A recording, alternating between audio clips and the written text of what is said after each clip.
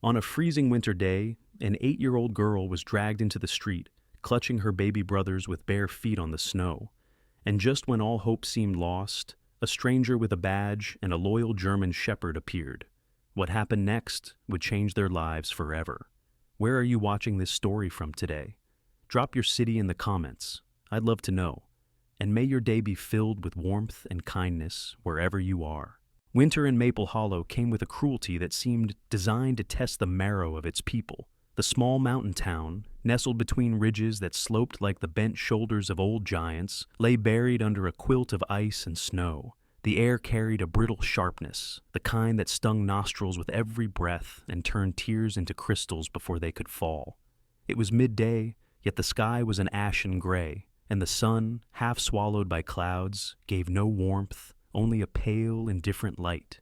The streets were lined with snowbanks pressed high by the plows, their edges frozen into jagged walls.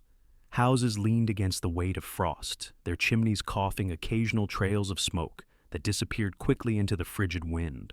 On one such street, the heavy oak door of a 2-story clapboard house flung open, and the sound of scolding broke the frozen silence. Sandra Blake Carter, a woman in her early 30s, tall and narrow in frame, with sharp cheekbones and eyes the color of cold steel, stood in the doorway. Her blonde hair was arranged in waves that no winter wind dared disturb, pinned too precisely to suggest softness. She carried herself with the rigid posture of someone who needed to project control, but beneath that severity was bitterness etched into every line of her face. Sandra had grown up in poverty, the eldest of 5 siblings, and vowed never to return to that hunger. That vow had hardened her heart. Now, wealth had not come, but pride had, and pride made her cruel. She clutched the arm of her niece, Emma Carter, an 8-year-old girl small for her age, with long, dark brown hair tangled from neglect, and storm-gray eyes that spoke of a childhood stolen too soon. Emma's cheeks were blotched red from the cold, her lips trembling not only from fear, but from the effort to hold back tears. She held in her arms 2 infants, twin boys no more than 6 months old, swaddled in thin blankets too small to fight the wind. Their names were Luke and Ethan. Both had fevers, their tiny faces flushed, breaths shallow, whimpers puncturing the silence like the faint cries of birds caught in a storm. Sandra shoved Emma forward, her voice sharp enough to cut ice. "Out, you little thief! 1 spoon is all they get, and you think you can steal more? This house won't feed your excuses." Behind Sandra, in the shadows of the hall, stood Frank Carter, her husband and Emma's uncle. Frank was a man in his late 30s, with broad shoulders that once hinted at strength, but now sagged beneath the weight of idleness. His dark hair receded prematurely, and his eyes, a murky brown, avoided direct contact, as if he feared they might betray him. He had grown up under the shadow of his older brother, Emma's father, who had always been the capable, respected one. That inferiority festered into resentment, and after his brother's tragic accident, Frank had inherited not admiration, but bitterness. Frank was a coward at heart, preferring to mutter disdain rather than raise his hand, leaving the cruelty to his wife's sharp tongue. Emma stumbled barefoot onto the icy stoop, her arms tightening around the twins. Sandra pushed again, and Emma nearly lost her balance, clutching the infants closer as their cries rose. "Go live out there if you think you can break my rules," Sandra hissed, and her words misted into the frigid air. "This house doesn't feed trash," Frank added from behind the door, his voice slow and mocking. "Step back a little, Emma. Don't shame us in front of the neighbors." He gave a half smile, the kind that fed on the suffering of the weak, before shutting the door with a heavy finality. The street swallowed them whole. Emma stood shivering, her bare feet pressed to frozen pavement that burned like fire. The wind lashed strands of hair into her face as she tried to calm the infants. "Shh, Luke. Breathe, Ethan. I'm here," she whispered, her voice breaking though. She forced steadiness into it, trying to be both mother and sister. The houses lining the street stayed quiet. Curtains shifted, neighbors peered, but no one opened a door. Maple Hollow had a way of closing its heart when trouble knocked. Emma sank down by a lamppost, cradling the twins as their small fists flailed. She swallowed her tears, whispering, We'll wait until the sun eases. I'll find a way. Don't be afraid." Her words were a promise she barely believed herself, but promises were all she had to give. Just then, the low growl of an engine broke through the silence. A police cruiser rolled to a stop a few feet away, tires crunching the crust of snow. From it stepped James Whitaker, the town's police chief, a man of 44 whose presence carried both the authority of uniform and the quiet weariness of a life scarred by loss. James was tall, broad-shouldered, with short brown hair streaked with gray at the temples and hazel eyes that seemed always to hold the shadow of memory. His navy wool police coat hung heavy over his frame, the silver badge on his chest gleaming even in the dull winter light. Years on the force had carved lines into his face, not from anger, but from carrying too much weight for too long. He had lost his wife in a car accident 3 years prior, and since then, his home had grown quiet, his 2 grown sons distant, his evenings filled with silence he could not bear to break. Duty kept him moving, but it was duty that had hardened into loneliness. Beside him leapt down Ranger, his German shepherd, 6 years old, black and silver coat, thick against the cold. Ranger was large and muscular, with intelligent amber eyes and a scar above his left ear from a confrontation years back. Trained as a K-9, he was disciplined, yet carried a warmth that revealed itself in the way he leaned gently against children and the vulnerable. For James, Ranger was more than a partner. He was family, the steady heartbeat that filled the silence of the house. James paused, his breath visible in the air, as his eyes took in the sight before him. An 8-year-old girl clutching 2 infants, her small body shaking against the wind, her eyes a storm of fear and stubborn determination. Something in the scene pierced through the walls he had built around his own grief. Ranger moved closer, his nose lowering toward the infants, a low whine in his throat, as if instinctively recognizing their distress. Emma looked up, startled, clutching the babies tighter, her back pressing against the lamppost as though to shield them. Her voice came out in a rush, trembling but fierce. "Please, just a little milk. They're sick. I promise I'll pay it back when I grow up." James knelt down slowly, lowering himself to her level, his coat brushing the snow. His hazel eyes studied the twins, then Emma. He reached a hand gently, pressing the back of it to Luke's forehead. The child burned with fever. His jaw tightened, but his voice remained calm. "You won't have to pay me back," he said quietly. "No child should beg for milk." From the corner window, Sandra's face appeared for a moment, twisted in disdain. She flung the curtain shut when James's gaze shifted toward her house. James turned back to Emma, extending his arms. "Let me carry him. Your arms must be tired." His tone was steady, certain, the kind of voice that leaves no room for refusal. Emma hesitated, searching his face, then slowly allowed him to take Luke into his arms. The baby nestled against James's chest, whimpering but quieter now. Ranger pressed closer, his body angled protectively in front of the girl and the other infant. In that instant, the frozen street of Maple Hollow shifted, its silence broken not by cruelty, but by the quiet beginning of something new. James looked at Emma again, his voice firm yet gentle. "You're not alone anymore." The cruiser's engine idled in the stillness, sending up faint puffs of exhaust into the brittle air as snowflakes drifted lazily from the sky, catching the weak light. James Whitaker shifted Luke, the feverish infant, against his chest, feeling the tiny heartbeat thrumming rapidly beneath the child's thin blanket. Beside him, Emma clutched Ethan tighter, her gray eyes darting nervously between the officer and the closed door of her aunt's house. Ranger stood alert, his black and silver fur bristling, tail stiff, ears pricked toward the curtained window, where Sandra had moments before glared. James opened the back door of his cruiser with one hand, nodding toward the inside. "Come on, Emma. You and your brother will be warmer." Inside his voice was steady, but there was a softness threaded through it, something that caught in Emma's chest. She hesitated, clutching Ethan as though the act of entering the car would bind her to a promise she didn't yet trust. Inside the vehicle, 2 young men shifted uncomfortably in their seats. Michael Whitaker, 21, tall and lean, with short chestnut hair and keen, restless hazel eyes, leaned forward from the back seat.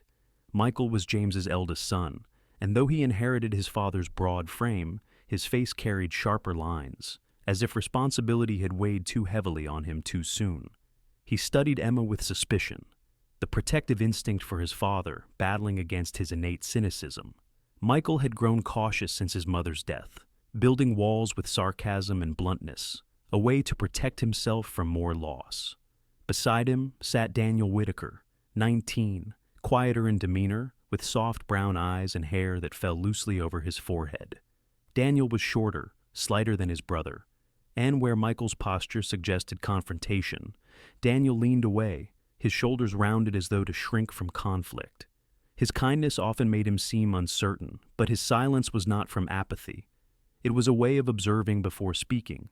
Since losing his mother, Daniel had retreated inward, finding solace in music and sketchbooks rather than in conversations. Michael's brow furrowed as James guided Emma into the car. "Dad," he said under his breath, "what are you doing?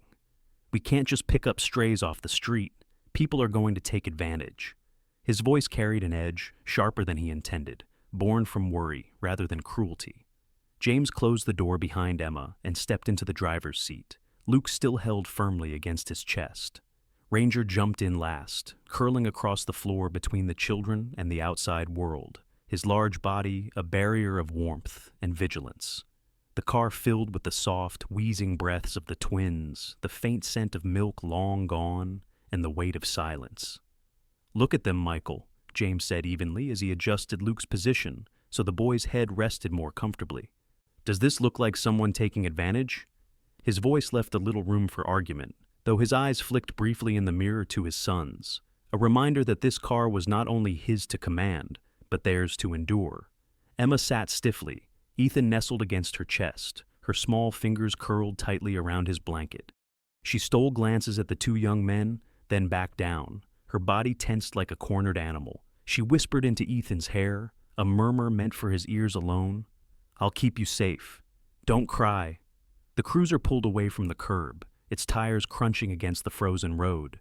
Houses blurred past, lights glowing faintly behind frosted windows. James kept his eyes forward, though his mind churned. He thought of the reports he had filed in recent months, domestic disputes, missing persons, complaints of neglect. But somehow he had missed this. The guilt pressed against him, heavy as the badge on his chest. As the cruiser descended into the main street, a figure waved them down. Officer Karen Miller, one of James's deputies, stood near the entrance of the general store. She was in her late 30s, stocky with auburn hair tucked under her hat, her cheeks ruddy from the cold. Karen had a reputation in Maple Hollow for her blunt honesty and dry humor, though beneath it lay a well of loyalty to the people she served. She peered into the cruiser window, her eyes widening as she spotted Emma and the twins. "Chief, what's this?" Karen asked, voice carrying both curiosity and concern. "Neglect case," James replied curtly. "We'll talk later. Get a note ready for child services, but not until I say. These kids are coming with me for now." Karen studied Emma for a long moment, then nodded, understanding more than his words revealed. "Understood. I'll keep things quiet for now." She gave Ranger a scratch on the head before stepping back, her expression grim. The car rolled forward again. Daniel shifted, his voice softer than his brother's. "Dad, she looks scared. She probably thinks we'll throw her out too." James glanced at Emma, who sat rigid, clutching Ethan tighter at the mention. His voice gentled. "Emma, you're safe here. No one will throw you out." Emma's storm gray eyes lifted to his face for a brief second, measuring the truth in his words. Then she lowered them again, lips pressed tight. Michael leaned back, arms crossed, staring out the window. "Dad, people are going to talk. You already take too much on yourself. And what about us? We're barely holding things together, as it is." The silence that followed was heavy. Ranger shifted, laying his head across Emma's lap, a warm weight that startled her at first, but slowly eased the tension in her shoulders. For the first time since being forced outside, Emma let out a small breath, almost a sigh. She placed a trembling hand on the German shepherd's head, and he responded with a quiet, steady thump of his tail. They drove past the snow-buried churchyard and the shuttered diner, landmarks of a town hibernating through winter. Emma's eyes followed every passing window, every house with smoke rising from its chimney, and for each one she whispered silently, "Not for us." Her heart pounded with both fear and the fragile thread of hope. Inside the car, the tension simmered but did not boil over. James's grip on the steering wheel was firm, his jaw set, as though by driving forward he could keep the past from swallowing them whole. He stole a glance into the mirror, Emma's frail arms wrapped around her baby brother, Daniel's quiet watchfulness, Michael's restless disapproval, and knew this night was only the beginning of a storm far greater than the one outside. As the cruiser turned down the narrow road that led to their home, the headlights cut across a stretch of forest, the trees standing like dark sentinels in the snow. James exhaled slowly. The decision was made. Whatever shadows followed them, these children were under his roof now. The Whitaker home stood on the outskirts of Maple Hollow, where the road thinned into a snow-packed lane bordered by pine trees heavy with ice. The house itself was an old farmhouse James had inherited from his father, white clapboard faded by decades of winters, its roof hunched under the weight of snow, its porch creaking like bones in the wind. The driveway was barely visible beneath the drifts, the fence long warped and leaning. It was not a place of wealth, but it bore the marks of resilience, a chimney that never failed, shutters that groaned but held fast, a porch light that cast its tired glow like a sentinel through the storm.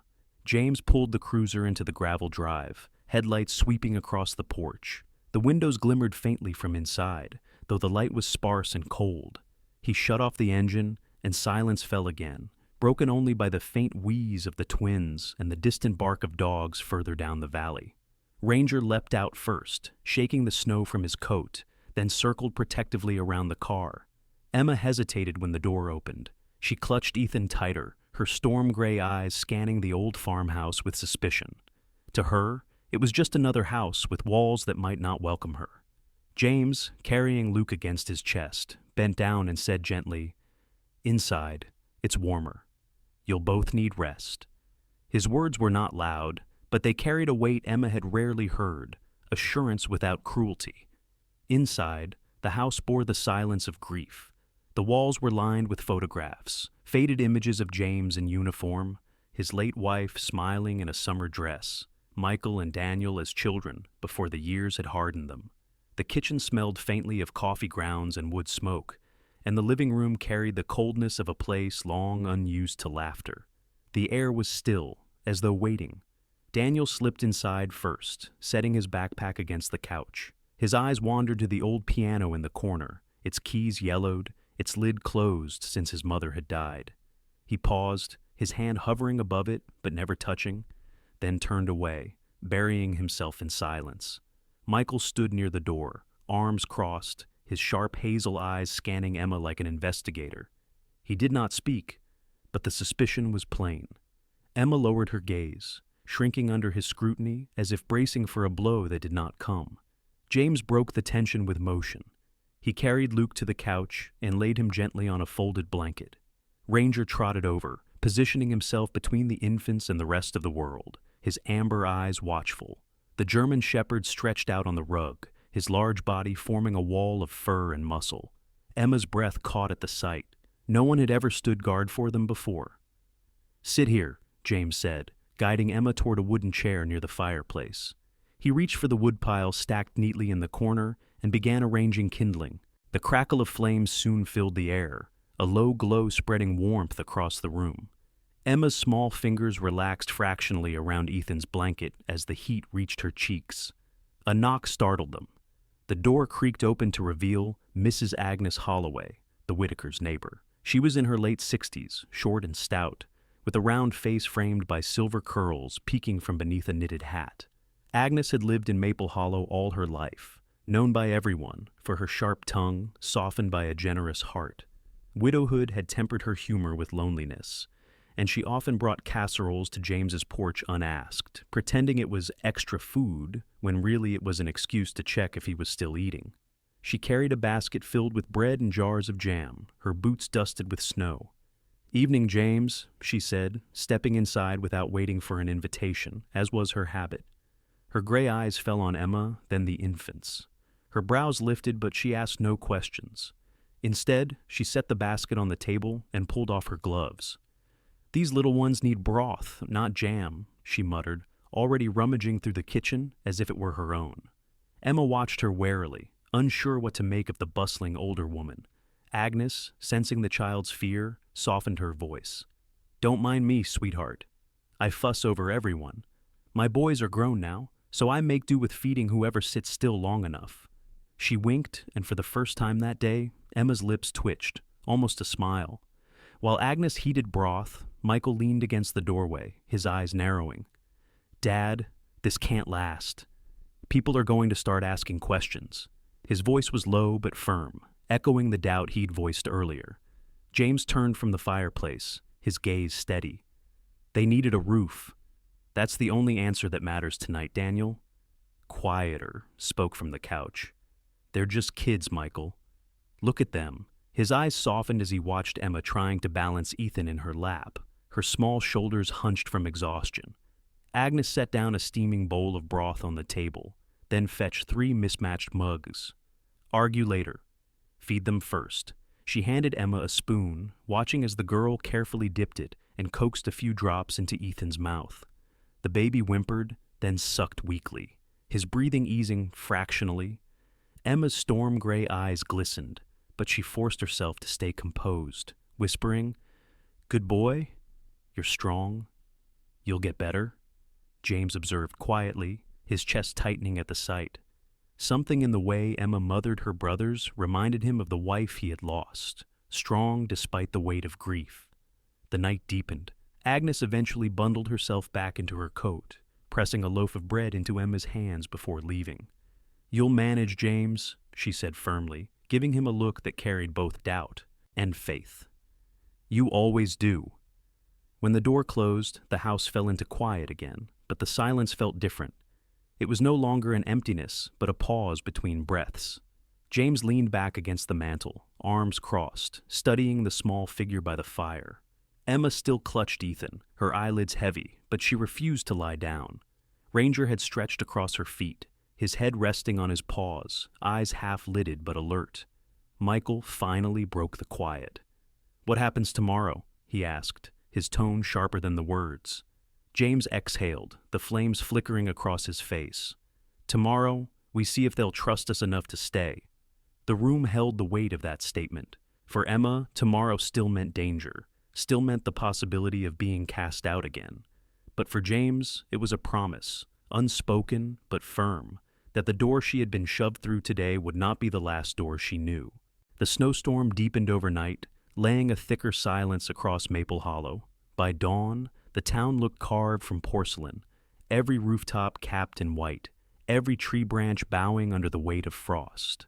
The Whitaker farmhouse stood like a lonely outpost, its windows glowing faintly, the smoke from its chimney trailing thin and uncertain into the gray morning sky. Inside, warmth had returned, but it was fragile, like the flicker of a candle pressed against a draft.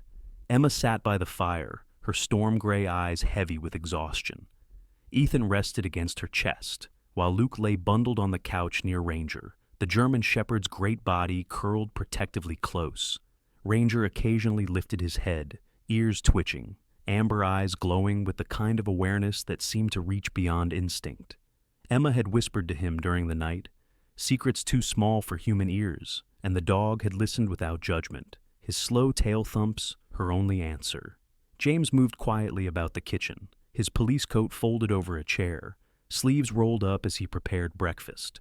The officer's hands were large, scarred from years of field work, yet surprisingly steady as he cracked eggs into a skillet. For years, the kitchen had been silent at breakfast, filled only with the scrape of his son's spoons and the muted hum of the radio. Now, the cries and coughs of infants broke the monotony. It felt strange, unsettling, but not unwelcome. Michael appeared first, his hair disheveled, eyes narrowed with the restlessness of someone who had slept little. He grabbed a mug of coffee with a curt nod, his gaze flicking between Emma and the twins. His jaw worked as though biting back words, but he said nothing. Daniel came next, slower, wearing a threadbare sweatshirt, his expression softer. He paused near the piano again, his fingers hovering above the closed lid, then withdrew and joined his father at the table. The fragile calm of the morning was broken by a knock on the door. James wiped his hands and opened it to find Detective Maria Santos, a woman in her early 40s, standing on the porch. She was of medium height, with dark hair pulled neatly into a low bun, her posture upright with the practiced stillness of someone trained to read a room before stepping inside. Her brown eyes were sharp, but not unkind. They carried the weight of years in homicide and fraud investigations in Los Angeles. Maria had grown up the daughter of immigrants, navigating poverty and prejudice, and that fight had shaped her into a woman who saw through lies as if they were glass. "Chief Whitaker," she said, her breath curling in the cold. "We need to talk." James stepped aside, and she entered, brushing snow from her coat. Her gaze swept the room quickly, taking in Emma, the infants, and the dog that now stood between her and the couch. Ranger's stance was tense, tail straight, his protective instinct triggered. James murmured, "Easy, boy," and Ranger, though still wary, lowered himself slowly, eyes never leaving the visitor. Maria removed a file from her bag and placed it on the table. "I've been reviewing the accident reports about the Carters," she began. Her voice was even, but there was steel beneath it. The brake line on their vehicle showed signs of tampering. This wasn't an accident. Emma stiffened at the words. She didn't fully understand, but she caught the weight in Maria's tone, the finality of something dark confirmed. She pressed Ethan closer, her storm gray eyes darting between Maria and James, searching for reassurance. James frowned, flipping open the folder. Inside were photographs of the wreckage, technical notes scribbled in margins. "So, someone wanted them gone," he muttered, more to himself than to anyone else. Maria's gaze flicked toward the children. "Their guardians stand to gain financially, don't they? Sandra and Frank?" Emma flinched at the mention of their names, her lips tightening. James's jaw hardened. "They threw these kids into the street yesterday." "That tells me enough." Tension gripped the room. Michael slammed his mug down on the table. "Dad, this is serious. You can't just shelter them like strays while talking about murder investigations. What if this puts us in danger?" His hazel eyes were sharp, almost accusing. Daniel spoke quietly from his seat, his soft brown eyes steady. "Danger's already found them, Michael. Turning them away won't make it disappear." Maria studied the sons, noting the split between them, then returned her attention to James. "The case is bigger than just abuse. If Sandra and Frank were willing to tamper with a vehicle, they're capable of much worse. You should keep them here under protection, at least until I gather enough evidence for the district attorney." James nodded grimly. "They'll stay."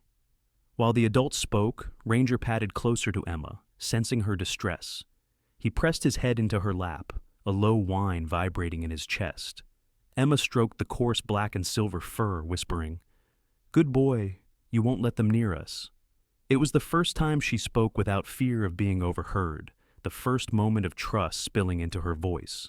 Later that morning, after Maria left with promises to return, James bundled the children and stepped outside to fetch more firewood. Emma followed reluctantly, carrying Ethan with Ranger at her heels. The snow crunched beneath their feet, the cold biting at exposed skin. At the woodpile, James split logs with practiced swings of the axe, his broad frame outlined against the pale sky. Emma watched silently, clutching her brother, her face pale against the wind. She noticed how carefully he stacked each log, not in careless piles but in neat rows, as though order mattered even in small things. It reminded her faintly of her father, whose memory was fading, but whose steady hands she still recalled.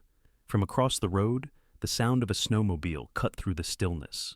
Tommy Geller, a neighbor in his 50s, waved as he passed. He was a burly man with a round face reddened by years of outdoor work, known in town as both gossip and handyman. He slowed briefly, calling out, "Morning, Chief. Got your hands full, eh?" His eyes flicked toward Emma and the babies, curiosity sharp as a blade. James only gave a curt nod, and Tommy, smirking, sped off, snow spraying behind him. Emma's stomach twisted at the thought of strangers noticing. She whispered nervously, "Will they take us away?" James set down the axe, his hazel eyes meeting hers with quiet firmness. "Not while I'm here." Ranger barked once, loud and certain, as though sealing the promise. Emma startled, then laughed softly. her first laugh in months. It came out small, brittle, but it was a sound of life. That night, as the storm closed in again, the farmhouse held its fragile warmth. The flames danced in the hearth. Ranger dozed at the children's feet, and Emma's gray eyes, though still shadowed, no longer carried only fear.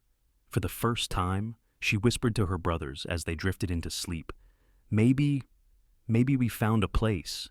The storm had begun to ease when the knock came, sharp and commanding, echoing through the farmhouse as though the whole house braced itself against it.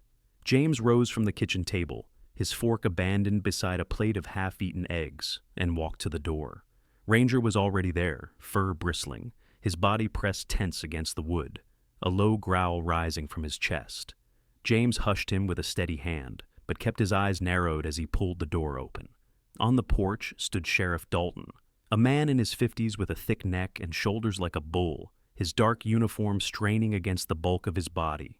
His salt and pepper hair was cropped close, his face square and red from years of whiskey and authority, wielded like a weapon.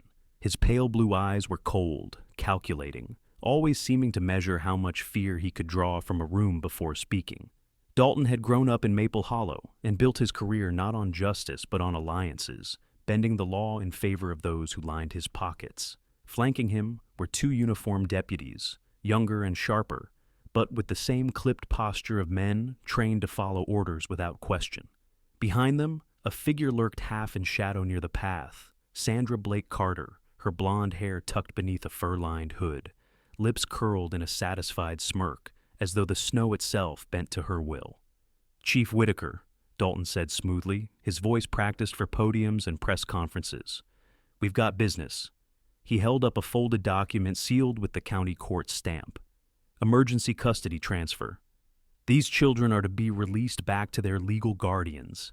Effective immediately," Ranger barked furiously, lunging forward until James's hand caught his collar. Emma, who had been sitting cross-legged on the rug with Ethan in her lap, gasped and clutched the baby closer. Luke stirred on the couch, his fevered cheeks glowing in the firelight. James scanned the document, his jaw tightening. The language was official, signed by a judge's name he recognized but did not respect. He looked up, his hazel eyes steady but cold. "This house won't surrender children to abusers," he said, his voice calm but edged with steel. Dalton's smile faltered into a smirk. "You're obstructing procedure, James. Dangerous ground, even for you." He leaned forward, the sour scent of tobacco clinging to him. "Step aside." Inside the room, Michael stood, fists clenched. Daniel moved closer to Emma, placing himself quietly between her and the door. Ranger continued to growl, his amber eyes locked on Sandra, who stepped closer, pretending it wounded dignity. "They're my responsibility," Sandra declared loudly, her sharp voice trembling with false tears. "I've raised them since their parents died." "He has no right." From outside, another set of footsteps approached, quick and firm. The door opened again before Dalton could object. Detective Maria Santos entered, snow still clinging to her dark coat, her badge raised. Her bun had come slightly undone from the rush, and her cheeks were flushed from the cold, but her brown eyes burned with authority. "Hold it," Maria said, her tone cutting through the tension. She glanced at the paper Dalton held and snatched it with swift confidence. "This order was filed under false pretenses. I've been investigating Sandra Blake and Frank Carter for suspected neglect and inheritance fraud. Any removal of these children now places them at risk." Dalton stiffened, jaw tightening. "Detective, you're out of your jurisdiction." Maria stepped closer, her voice unwavering.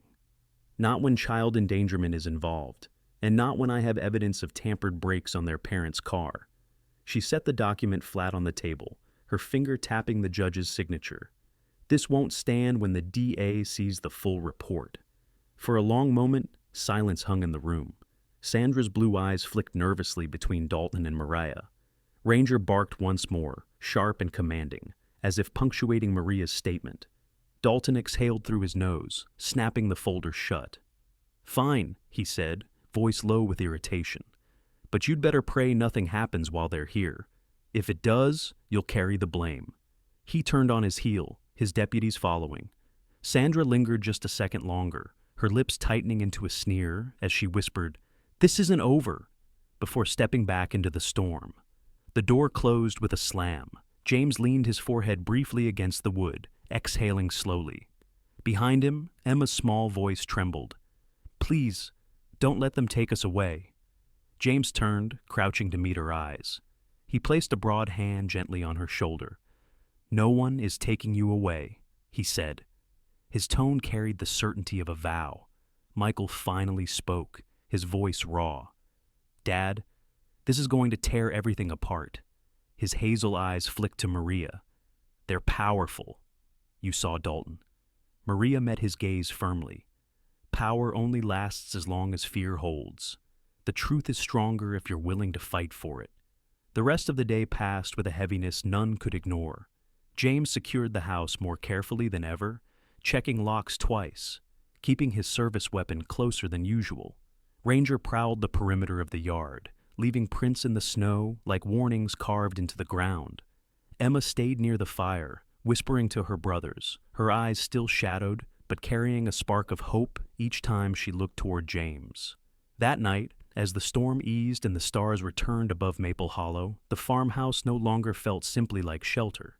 It felt like a fortress, fragile perhaps, but guarded by more than walls, guarded by promises, by truth, and by the quiet resolve of those inside.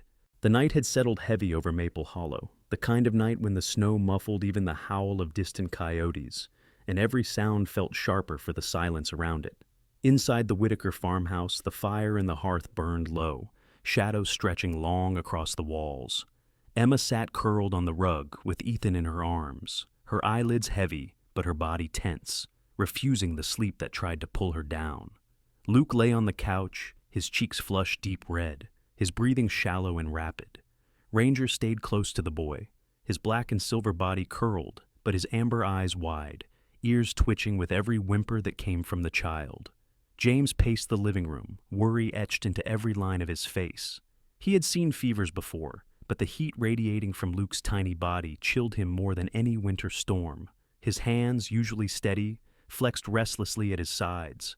Michael leaned against the doorframe, arms crossed, his jaw tight, while Daniel sat at the table sketching absent-mindedly, his pencil scratching slow and distracted lines across the page, his gaze flicking constantly back to the infant. "His fever's climbing," James said at last, his voice low. "He can't wait until morning." He picked up the phone and dialed a number he kept for emergencies. After a few moments, a tired but professional voice answered. Dr. Neil Patel, the on-call pediatrician, was a man in his early 40s, with a lean frame, neat black hair beginning to gray at the temples, and eyes shadowed from years of late-night calls. He had immigrated from India a decade ago, carrying with him both the discipline of his medical training and the quiet determination of a man who had worked twice as hard to be recognized. "Chief Whitaker," he said, his accent still faint but warm. "Tell me what's happening." James described Luke's symptoms. "And doctor." Patel's voice sharpened with urgency. "Keep him cool. Give small sips of water if he can swallow. I'm coming right now." 20 minutes. When he hung up, James turned to Michael. "Bring extra blankets, light ones, not heavy. We'll need them."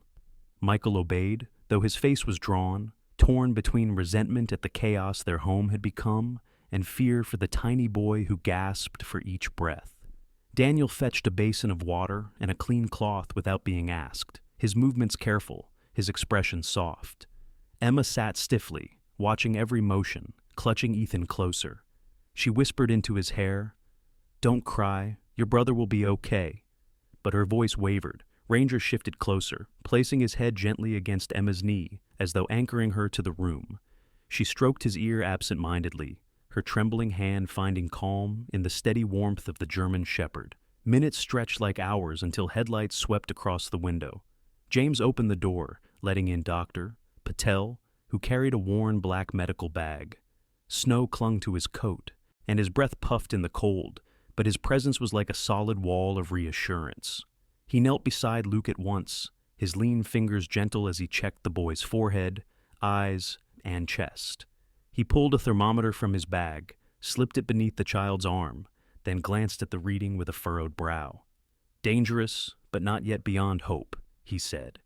He prepared a dose of fever reducer, his hands moving quickly, his voice calm, as he instructed James to hold Luke upright. Michael and Daniel hovered nearby, their usual distance forgotten in the urgency of the moment. As Dr. Patel worked, another knock came at the door. This time, it was Nurse Carla Jimenez, a woman in her late 30s with a firm build, olive skin, and thick dark hair pulled into a braid.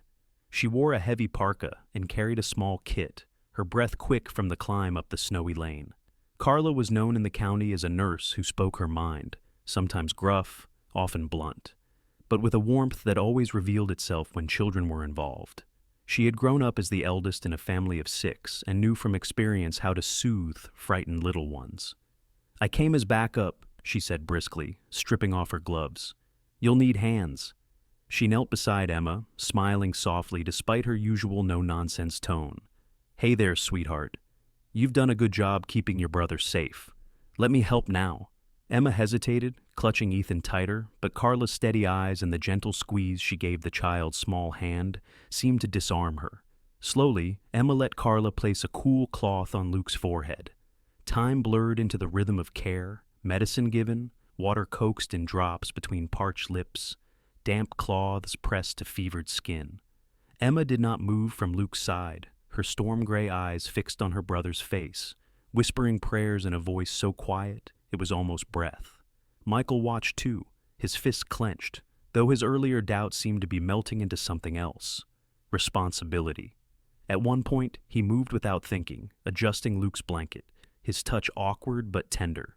Daniel noticed and gave him a faint smile, though nothing was said. As the hours dragged on, Ranger lay like a sentinel at the couch, his tail thumping softly when Luke's breaths grew steadier. The German shepherd's presence seemed to calm Emma most of all. She leaned against him at times, her small hand curled in his fur, as if afraid he might vanish if she let go. By dawn, the fever began to break. Luke's cheeks lost their angry flush. His breathing slowed into the soft rhythm of exhausted sleep. Dr. Patel exhaled heavily, shoulders sagging with relief.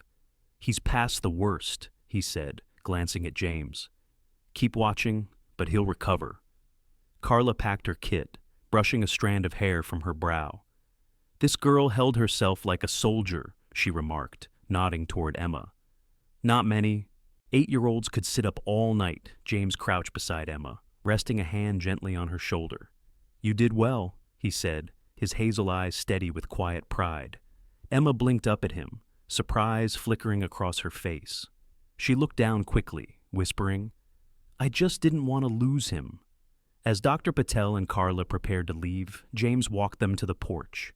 The snow had stopped, leaving a pale blue morning sky above Maple Hollow. Dr. Patel, weary but kind, gave a small nod. "Call me if there's any change. And James, be careful. Families like Sandra and Frank don't give up easily." Carla added with a pointed glance, "You've made enemies by protecting them. Guard your door." James thanked them both, then returned inside, where Emma had finally slumped against the couch. Ethan nestled in her arms, Ranger curled beside her like a fortress of fur and loyalty. Michael sat at the table, staring out the window, his face unreadable, but his hand tapped a phone resting on the wood. He had taken a photograph during the night, Sandra slipping an envelope to a clerk outside the courthouse, evidence he had found when his doubts drove him out into the storm. He hadn't told his father yet. He was waiting, testing the weight of truth in his own hands. The farmhouse was still, filled with the soft breathing of children and the low crackle of the fire. For the first time since their arrival, Emma allowed her body to sag with exhaustion, her hands still buried in Ranger's fur, her storm-gray eyes closed, not from fear, but from the first fragile taste of safety. The courthouse in Maple Hollow was a stern brick building, older than most of the town itself, its windows tall and narrow, its walls holding the chill of countless winters and countless battles fought inside. The morning sky was iron gray as James guided Emma up the front steps, her small hand clutched tightly in his. Ethan and Luke carried by a county nurse who walked just behind. Ranger padded alongside, his black and silver coat gleaming under the pale light. The German shepherd's every step purposeful, his head turning constantly to scan the crowd gathering at the base of the steps. Inside, the air smelled of old paper and polish. The hall echoed with the shuffle of feet and the low murmur of voices. Emma's storm-gray eyes darted nervously from one stranger to another. She wore a navy coat too big for her small frame, sleeves covering her hands, a coat Daniel had found in the attic that once belonged to his mother. Her dark hair, usually tangled, had been brushed by Agnes Holloway earlier that morning, the older woman whispering encouragements as she tucked a ribbon into it. Emma's small face was pale, but she held Ethan close, her chin lifted with a fragile kind of bravery. In the courtroom, the benches were already filled. At the front, Sandra Blake sat stiffly, her blonde hair coiffed into precise waves, her sharp blue eyes gleaming with false righteousness. She wore a fur-collared coat, her posture impeccable, the kind of stance practiced in mirrors to command sympathy. Beside her sat attorney William Barnes, a middle-aged man with thinning hair slicked back and glasses perched low on his nose. Barnes was tall and gaunt, with a narrow face that always seemed to carry a smirk, his reputation one of twisting truth until it bent into whatever shape his client paid for. His suit was expensive, his tone oily, his gestures measured to appear confident without being overbearing. At the bench sat Judge Margaret Hart, a woman in her late 50s with a square jaw softened only slightly by age, her gray hair tied in a severe bun. She wore no jewelry, no hint of indulgence, her black robe falling heavily across her shoulders. Known for her unflinching fairness, she had risen through decades of fighting bias in a system reluctant to accept strong women. Her eyes were sharp, her mouth rarely smiled, and though her voice was even, it carried the weight of a gavel, even when she asked the simplest of questions. Maria Santos sat near the front as well, her dark hair pulled back neatly, her brown eyes steady, a stack of files beside her. Michael and Daniel took seats behind James, their tension plain in their postures. Michael stiff, arms crossed, jaw set. Daniel leaning forward, hands clasped, his eyes following Emma as though trying to lend her strength. The proceedings began with Barnes rising smoothly, his voice dripping with practiced sympathy. "Your Honor," he said, spreading his hands, "my clients, Sandra and Frank Carter, took in these children when tragedy struck. They have cared for them, fed them, clothed them, raised them since their parents' passing. They are now wrongly accused by outsiders who know nothing of the sacrifices made." Sandra sniffled on cue, dabbing at her eyes with a lace handkerchief. Murmurs rippled through the benches. Emma's small body tensed. James rose next, his voice calm but firm. "Your Honor, these children were thrown into the street in the middle of winter for nothing more than asking for milk. I found them barefoot, one in my arms burning with fever. That is not care, that is cruelty." Barnes smirked. "Assertions, Your Honor, with no proof." At that moment, Michael stood, surprising everyone. His hazel eyes flashed as he held up his phone. "Proof is here." He walked forward, his hand steady despite the pounding in his chest. He handed the device to Maria, who connected it to a projector. The image filled the screen. Sandra handing an envelope to a courthouse clerk late at night, the exchange captured in sharp relief by the glow of a street lamp. The clerk's badge and nameplate were visible, as was Sandra's unmistakable profile. Gasps echoed in the courtroom. Barnes leapt to his feet. "Objection! This has not been authenticated." Judge Hart raised a hand, silencing the room. "Detective Santos?" Maria rose, her voice firm. "The chain of custody is intact, Your Honor. These photographs were taken by Michael Whitaker, time-stamped and immediately sent to my office. We have confirmed their authenticity. The payment is linked to filings made by Attorney Barnes himself." Barnes's face reddened, his smirk faltering. Sandra's hand twitched, the handkerchief crumpling. The judge leaned forward. "Objection overruled." Her gaze swept to Sandra. "And you will answer for this." It was then Emma's turn. Judge Hart looked at her, her voice softening only slightly. "Emma Carter, would you like to speak?" Emma's storm-gray eyes widened. She clutched Ethan tighter, her lips trembling, but she rose slowly from her seat. She stepped forward on small, hesitant feet, the oversized coat nearly tripping her, until she stood in the witness box. Ranger rose too, padding quietly to her side, his amber eyes locked on her, as if to say he would not let her stand alone. Barnes sneered faintly. "She's a child, Your Honor." Surely her words cannot be weighed against evidence. Judge Hart's gaze cut to him, sharp as a blade. "Children speak truths adults bury. She will be heard." Emma's small voice wavered at first. If they loved us, why did they give my baby brother only 1 spoon of milk a day?" Her eyes shimmered, but she kept going. "Why did they pour milk on the floor and say we didn't deserve it?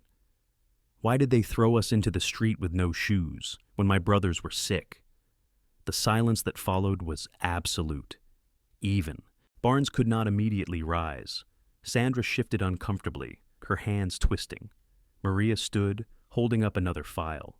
"Your Honor, alongside Emma's testimony, we have medical reports confirming malnutrition in the twins and photographs of their condition upon being found. Together with the photographic evidence of bribery, the case is clear." Judge Hart's gavel struck once. "This court grants immediate protective custody to Chief James Whitaker. Further, this court orders the termination of access rights for Sandra Blake and Frank Carter, pending criminal investigation." The gallery erupted in whispers. Sandra's face twisted in fury, her sharp eyes darting to James with venom. Barnes sat rigid, his hands clutching his papers as though they were the last defense against a tide he could not stop. Emma returned to her seat, her body trembling. But when James crouched beside her and placed his steady hand over hers, she finally allowed herself to breathe. Ranger pressed his head gently against her knee, and for the first time in months, Emma's storm-gray eyes no longer looked only for danger. They carried the faintest light of hope. The winter sun broke timidly over Maple Hollow, casting pale gold across the snowfields. For the first time in many weeks, the Whitaker farmhouse carried not only warmth, but a hum of life. The morning began with laughter, light, tentative, but real, as Ranger padded through the kitchen, a dish towel clenched in his teeth. He dropped it proudly at Emma's feet, tail wagging in slow sweeps, as though he had performed a great service. Emma burst into giggles, a sound that startled even herself. Ethan, nestled in her lap, clapped his tiny hands in imitation. James stood at the stove flipping pancakes, his broad shoulders bent slightly forward, a rare smile tugging at the corners of his mouth. Cooking had once been his late wife's ritual, and for years he had avoided the skillet, unable to face the memories it stirred. Now, with the children around him and Ranger stationed like a guardian by the table, he had returned to it, the scent of butter and batter filling the air. Michael entered, his usual guarded scowl softer this morning. He was freshly shaven, hair brushed back, his hazel eyes tired but calmer than before. "Dad," he muttered, sliding into a chair, "you're actually making breakfast?" Daniel followed, still in a loose flannel shirt, his brown eyes gentle, his hands tucked into his sleeves. He sat next to Emma and quietly offered her a crayon set he'd found among his old things. "For when you feel like drawing," he said softly. Emma blinked at him, surprised, then took the crayons with a small nod. Breakfast became a scene unlike any the farmhouse had known for years. Luke, recovering from his fever, lay bundled in a cradle near the fire, watched closely by Ranger, who occasionally sniffed his forehead as if to double-check his health. Ethan banged a spoon against the table in delight. Michael, though reluctant at first, joined Daniel in flipping pancakes and eventually cracked a smile when his attempt landed half-burned. Daniel teased him gently, and the brothers exchanged a look that carried the weight of old grief slowly lightening. Just before noon, the door creaked open and Grace Holloway, Agnes's eldest daughter, stepped inside. Grace was in her mid-30s, tall and willowy, with auburn hair tied back in a loose bun and a face softened by laugh lines despite a life of labor. She worked as a school teacher in town, known for her patience and fairness, though widowhood at an early age had deepened her empathy for children who suffered. Her dark green coat was dusted with snow, and she carried a basket of supplies balanced carefully on one hip. "Mother insisted you'd need more," Grace said with a wry smile, setting the basket on the counter. "So I brought extra clothes, some books for the little one, and crayons." She laughed when she saw Emma already clutching Daniel's set. "Seems someone beat me to it." Emma regarded Grace with wary eyes but said nothing. Grace crouched, down so she was level with her, her green eyes kind but not intrusive. "If you ever want to come to school, I'd be glad to have you," she said. "We'll keep the lessons gentle at first." Emma shifted uncomfortably, her grip tightening on Ethan, but she did not turn away. Grace, recognizing the child's need for space, simply smiled and rose again. Later in the afternoon, as the snow softened under the pale sun, James took Emma and the twins outside for fresh air. Ranger bounded through the drifts, his powerful legs cutting tracks across the yard, his joyful bark echoing off the pines. Emma followed hesitantly, her thin boots crunching, her cheeks pink from the cold. She watched as Ranger circled back, dropping a stick at her feet, his amber eyes shining with invitation. Tentatively, she bent, picked it up, and threw it weakly. Ranger tore after it, triumphant, and returned. Her laugh rang out again, carried on the crisp wind. From the porch, Michael leaned against the railing, arms folded, his hazel eyes softer as he watched. "She's tougher than she looks," he muttered. Daniel joined him, sketchpad in hand. "She reminds me of Mom," Daniel said quietly. Michael nodded after a pause, though his jaw tightened at the memory. For the first time in years, the brothers found themselves sharing silence not born of distance but of understanding. That evening, the family gathered in the living room. James had pulled out a box of old board games that had not been touched in years. Daniel helped Emma arrange the pieces, guiding her gently while Michael pretended indifference until he was inevitably pulled into the game. Ranger stretched across the rug, his steady presence a constant reminder of safety. As the game went on, Emma looked up at James, her storm-gray eyes searching his face. "Is this our home now?" she asked in a whisper. The room went quiet. James leaned forward, his hazel eyes steady. "If you want it to be," he said. Emma blinked, her small body relaxing against the chair. For the first time since her parents' death, she let herself believe the word home could belong to her again. That night, long after the twins had been tucked into bed, James stood on the porch, the snow crunching under his boots. Maria Santos had called earlier, her voice firm with updates about the charges against Sandra and Frank. The case would move forward, but James knew their fight was not yet over. He exhaled into the cold night, his breath vanishing into the darkness, and turned back to the farmhouse. Behind him, Ranger padded out, pressing his head gently against James's hand. Together, man and dog looked toward the quiet horizon, their vigil shared. Inside, laughter still echoed faintly, proof that the house was no longer a tomb of grief, but a place of fragile rebirth. The snow had thinned by March, though patches still clung stubbornly to the hollows of Maple Hollow's fields, sparkling under the slanted evening light. The Whitaker farmhouse, once stark and silent, now pulsed with life. Smoke curled steadily from the chimney, laughter seeped through the old clapboards, and footprints, small, large, and paw-shaped, crisscrossed the yard, where ice had begun to give way to muddy thaw. Emma knelt in the yard, clutching Ethan's hand as the baby tottered his first few unsteady steps. Luke sat bundled on a blanket, clapping tiny palms at his brother's attempt. Ranger circled them, his thick black and silver coat glistening in the pale light, occasionally nudging Ethan upright with his nose when the boy wobbled. Emma laughed, the sound free and ringing, as she steadied her brother. It was no longer the tentative giggle of weeks ago.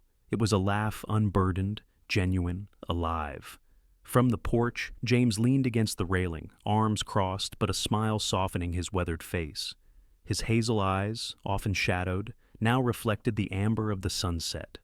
Behind him stood Daniel, sketchpad open, charcoal smudging his fingertips as he captured the scene.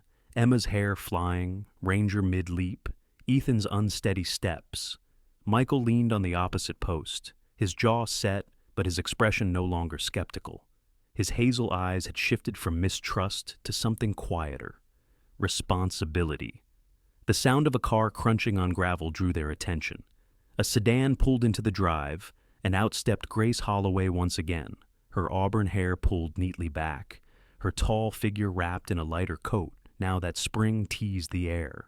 Beside her walked Pastor Raymond Cole, the local minister in his early 60s, a tall man with thinning gray hair and kind brown eyes framed by laugh lines. His voice, when he spoke, always carried a deep warmth that seemed to ease burdens.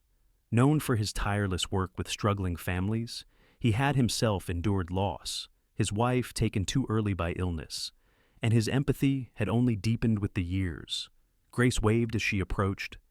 We've come to check in and perhaps deliver something a little overdue." Pastor Cole smiled gently, lifting a wrapped package from under his arm. Inside the house, they gathered in the living room, the hearth crackling. Grace handed Emma a stack of school supplies, books, pencils, and a notebook with a bright blue cover. "These are yours," she said softly, "for when you're ready to learn again. No rush. You decide when." Emma's gray eyes widened, her small hands tracing the cover reverently. Pastor Cole placed his package on the table and unwrapped it to reveal a framed photograph of Emma's parents, retrieved from church archives. "Your parents were part of our congregation," he explained gently. "This was taken at a summer fair before the accident. I thought you might want it." Emma froze, her lips parting in surprise. She reached for the frame with trembling fingers, her eyes misting as she saw her mother's smile and her father's steady arm around her shoulders. Ethan whimpered softly, sensing her emotion, and she hugged him close, whispering, "It's them. It's really them." Ranger pressed against her side, his warm body grounding her in the moment. James's chest tightened as he watched. The photograph, simple as it was, felt like a missing piece returned, not only to Emma, but to the household itself. He caught Pastor Cole's eye and gave a nod of gratitude that words could not fully convey. Later, as dusk deepened, Grace and Pastor Cole departed, leaving behind more than gifts, leaving behind the affirmation that this family, though unconventional, was now recognized as whole in the eyes of the community. That night, supper became a lively affair. Daniel served bread still warm from Agnes's kitchen. Michael teased Emma about her pancake flipping attempt earlier that morning, and Ethan squealed whenever Ranger barked softly at him. The table was crowded, messy, noisy, the kind of chaos James had once thought lost forever. Afterward, Emma carefully hung the photograph of her parents on the wall near the piano. She stood back, holding Ethan's small hand, her storm-gray eyes solemn but steady. "They'd like it here," she whispered. James came to stand beside her, his broad frame casting a shadow that felt more like shelter. He placed his hand gently on her shoulder.